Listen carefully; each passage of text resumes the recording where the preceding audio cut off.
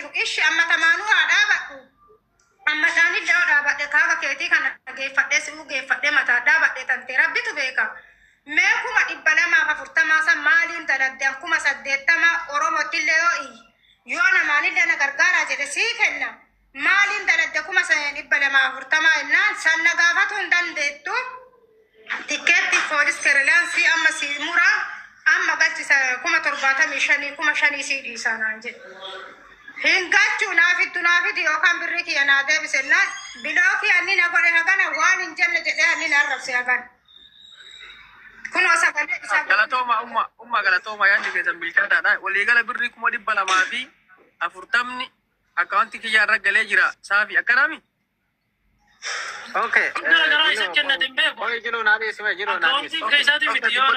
naadhiisi carraan kenna amma tokkoffaa haadhateenna rabbiin haqa keessan isinii haa deebisu hedduu garaa nama nyaattanii dhugaa rabbii amma ani saafii wajjin haasoyni kiyya tokkoffaa saafii haati teenna tuni taraa lama bilookamee jette yeroo awwala gartee mallaqa san irratti galcheetin jedhu akkama ani qarshii 70,080 irra galchee jedhe na bilookee samboodattillee jaarsummaa nama biraa itti ergee mucatti itti dawwalchiisee jennaanin bilook irraa na hiisisee mala silkiin kiyya ufii nama bilookanaan jedhe boodarrallee mallaqa kana galchinaan jedhe hin galchoon jennaanin na bilookee jedhan waan sana gara jaarsummaa si fudhate ati jaarsummaa kana laaltee erga kiyyaa walii galte mucaan kun duraa qarshii 80 sanuu fudhannaan akkasi bilookatiin ture maal amantee kiyyaa haadhatee na sanatti kennuu dandeetteeti.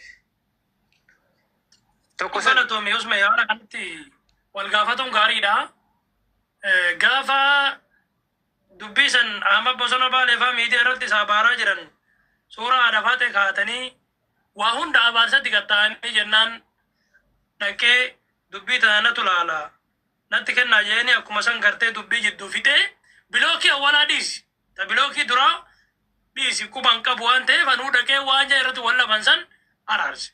Himattee turte kaa sooshaal miidiyaa irratti himattee turte sooshaal miidiyaa irratti kana isin himannaan fudhattee miti. Amma baaseet amma wanni tokko wanni jirati hubachuu qabdu wanni je qalbiitiin isin laaluu qabdan miidiyaa irraa gaffuudhee gartuutti araarse.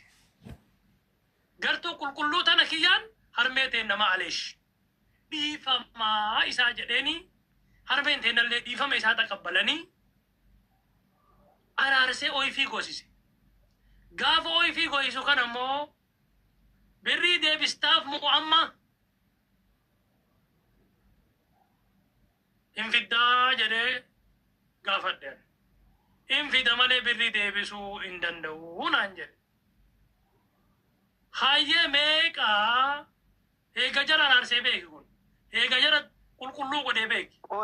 Ani alaana namni achumattuu sii galuu qaba saafi namni kun birrii san deebisuu hin danda'u jechuun birrii san nyaadhee fixa jechuu isaatimi.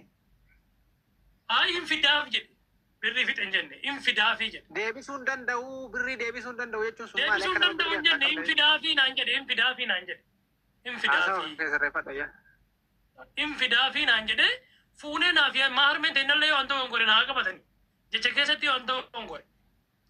Haasawa keessa jira waan ta'eef hayyee amaanaa rabbii si rabbitti ani si amane si immoo rabbitti kenne ila yeroo sanillee ka jedhan fidiif meeqa itti sii dabalan birrii 150 amma naa dabalanii guyyaa 5 keessatti as fidee biraan gayaa naan jedhe akkana maarree 150 miti laalii fi warri kuni waa harkaan qabanii jedhanii kadhadhe ammas durallee 70 si bira qabanii in danda'amu qaaliidha wanni hundiinuu hin jedhe in kadhanne naaf harmeen teenna tun irraa nuu bu'i kadhannee akira 130 nuu dhaabate mee in kadhanne yoo jedhan haati tana kuno naan kadhanne yoo jedhan kadhadhee irraa gabbuuse 130 irra walii galchee akka wanti ergadhu anatu si erga 130 san birrii koo si ergadhu jeen isaanan laal hayyeen aan jedha akkaawunti wannati beekuu qabdu kiyyaan fiizaa wahii baasee osuma akkaawunti nutti ergin fiizaa nu ergee birrii naa galchaa jedhe fiizaa ija qalbii qabu ilaalin malee fiizaan feekiidha. Laal fiizaa feekii baasee narratti illee ergee warratti illee erge. Ani immoo fiiza ma dhugaatiif ta'a. Fiizaa qulqulluuf ta'a jechuun. Edaa fiizaan bahe kun fiizaa kijibaatii jechuun.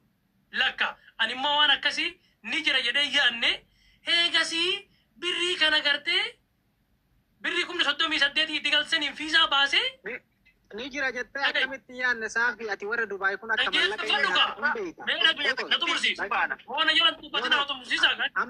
haasaya sirrii haasaan jirtu saafi dhugara dhaabannee dubbanna koo carraa naa kenna carraa naa kenna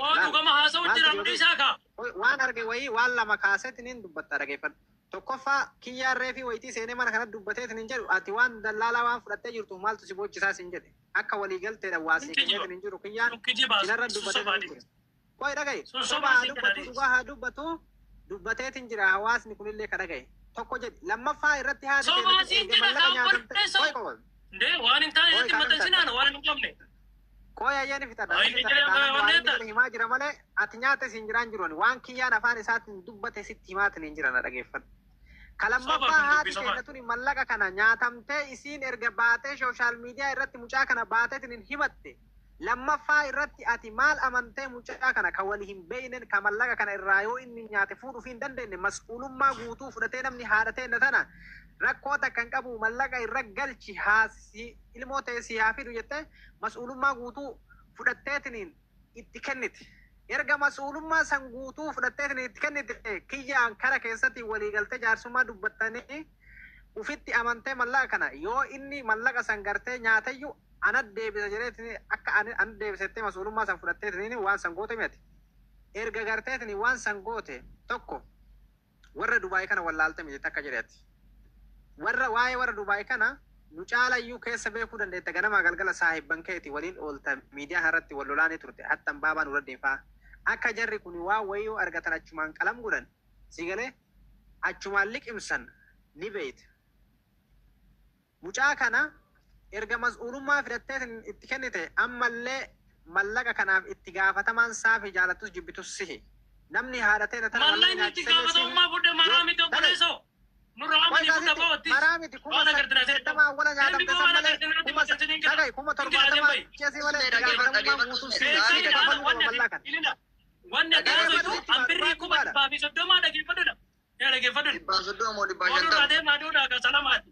Birrii bakka jiru dhiibbanii bakka birrii ni jira gaafatan. Ganuduuchi yoo barbaade rakkoota kan ganuduuchi yoo barbaade mana qabna fuudhee dhugaa beekaa waliigaltee ila amma waliigaltee jiru beeka amma waan jiru ani misteekii isinirra fudhatan beeka beeka waan kana nyaachisu jaalattus jibbitus misteekii isinirra fudhatan beeka hattuu Dubaay akka hin saaxilaa turreyyuu hattuu Dubaay duuka dhaabataa turte Oromoo guutuu si beeyti si jettee warra Dubaay deebiraa anduqaatu nama isaanii jira miskiina tana namni erga isin nyaattee nyaata jettee sooshaal miidiyaa irra baatee maqaa balleessitee himaa ati nama mallaqa waraabessi booda tokkotti marraa nama waraana gubata.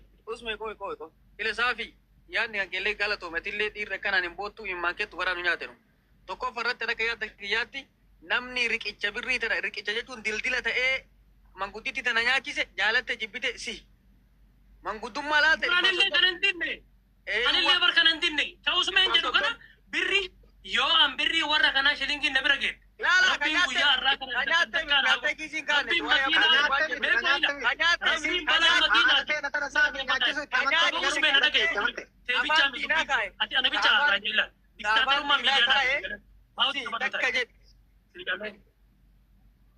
Ila dhageeffatu sitti hima. Yoo dhagahi sirratti yoo amantan dhagahi. Oo dhagahi soora mauti gabadhu. Usedi mauti gabadha.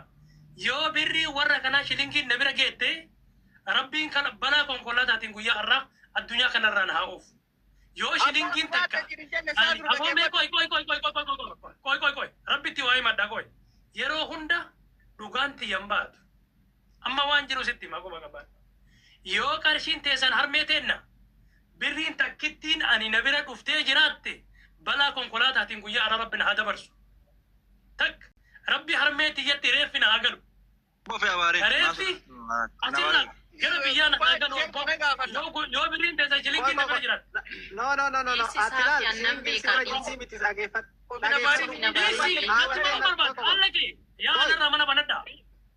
Dhageeffadhu. sitti maasaa Maaliif birrii bakka jettuun gaafanne? Sooraan dubbatta qoy. Saafii dhageeffadhu. Nuti birrii kana nyaattee ati siin jedhaan jirru. Haadhatee natana namni fuudhatiin afaan diinaa kaa'e boolla lamatti waraabessuu waraanamu ergaan mucaan kun mallaqa nyaatee jire jaarsummaa jidduu san dubbatee namni mallaqa kana deebisee nyaachisiise sihi itti gaafatama guutuu waan qabduuf akka barbaadilla taate nama kana garuu birrii sibira jirti birrii ila jaarsummaa jidduu Saafi sibira jirti jenne bara. Situ nyaachisela ka waa fixe jee dalagaa ka maqaan badu bineensaa jedhan. Ka yuuse bineensa nyaate jee dalagaru. Saafii dhageeffatu akkuma kaleessa itti amantee nama kana itti deebiftee ummaa teenya tanaan mallaqa irratti galchaa jetteen ittiin galchisiifte ardhallee nama kana karaa barbaachisaa ta'e kamiinuyyuu mallaqa kana irraa fuutee kafaluu wayin mallaqa ta'e kafaluu fi haadha teenya tanaaf namni waan barbaachisu kamuu kafaleetiniin waan isiin baafte san bakka buusuu qabu saafii itti gaafatamuu kan qabu. Osoo bakka birrii jirtu beektan qabala gaafachuu sodaatti.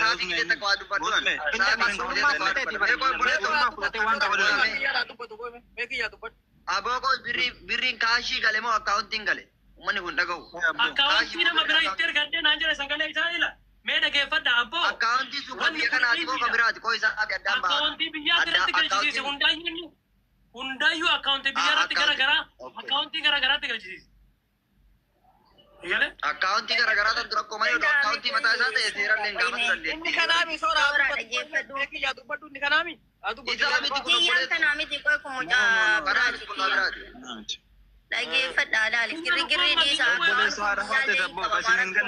obboleessa haadha faate kiyyaan sun akkaawuntii biyyaa garshii kuma sadii bicheera laaleera waan hin goyin hin qabuwan akkaawuntii biyyaa kuma sadii fi birrii 400 fi birrii 700 irra jira ani ukkoo humnan qaba osoo baankii gara baankii ta'e bara osoo gara akkaawuntii kootuudhaan laalchisee akkaawuntii inni birrii dargasan kuma sadii Uummanni isa ta'aa jira bara. Uummanni kiyyaa kana ta'aa kiyyaa as keessa jiru bara. Diimi obboleessa bu'uudha. kiyya obboleessa haadha faate nurraa buusu gara isaa uummanni isa si'a. Ati bu'i nurra. Ol baadii bura rakkoo miti.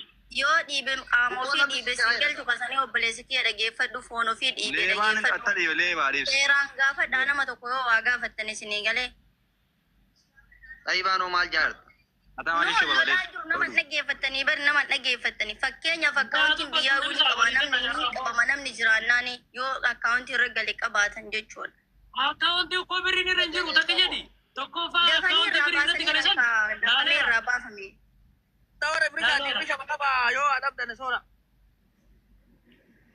Waa'ee kana dubbannaan natti hin duulle hin gadda waa'ee kana dubbannaan jaartiin tun akkana ta'uu qabdi jennaan irraa jala deebi'anii arrabsine mana eenyu keessa mana baaliyyoo irratti haraama wallahi hanni jaartii tanaa barbaadamee galuu qaba hanni haadhatee naatun jechuudha argamuu fi qaba isiin adda silaa jechuudha inshallah. Akkaawuntiin birrii asirratti gale. Jala siraafi gadi bar amma ilagidee maasu. Qoy soora Ilawaasitti mooda qoy sabar. dhageeffadhu homanatti ni minaan waan dubbadhuuf waan dhiisunan beeka dhageeffadhu. Qoy na dhageeffadhu. Laali amma haati tun dhugaa dubbachuun firooma hin kuttu sinii galee silaa taadha ilmoon isii teessif